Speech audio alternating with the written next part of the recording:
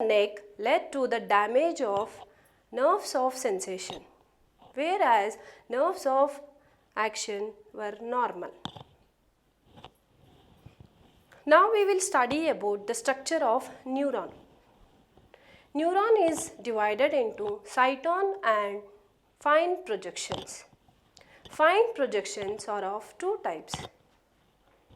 Short projections are known as dendrites, long projection known as axon. Cyton means cell body, and it consists of cytoplasm and nucleus. The long projection axon starts from the cell body and it will transmit the information away from the cell body. Axon is covered by a protective sheath known as insulatory sheath or myelin sheath. This myelin sheath is interrupted at regular intervals known as nodes of Ranvier. If the axon is covered by myelin sheath known as myelinated axons.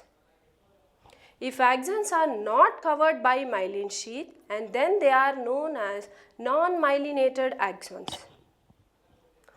Cell bodies, that is cyton, usually present in either brain or spinal cord, or very close to the spinal cord, dorsal and ventral ganglion.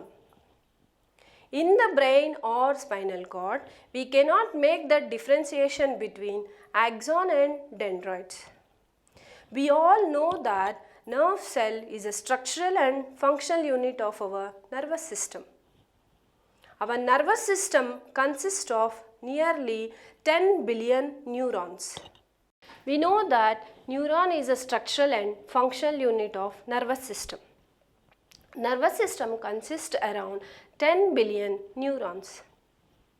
Dendrites of one neuron are connected to dendrites or axon of another neuron in order to transmit the information from one neuron to another neuron through a gap called synapse.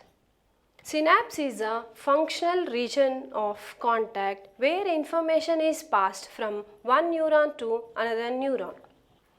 Neurons generally don't have cytoplasmic connections, but they communicate with each other through these gaps known as synapse in the form of electrical or chemical impulses. Next topic we'll study about pathways from stimulus to response. 3 neurons are responsible for the pathway that is via stimulus to response. Sensory neuron. Sensory neuron transmit information from receptor cells or detectors to central nervous system. Interneuron. Interneuron transmits the information within the central nervous system and acts as decision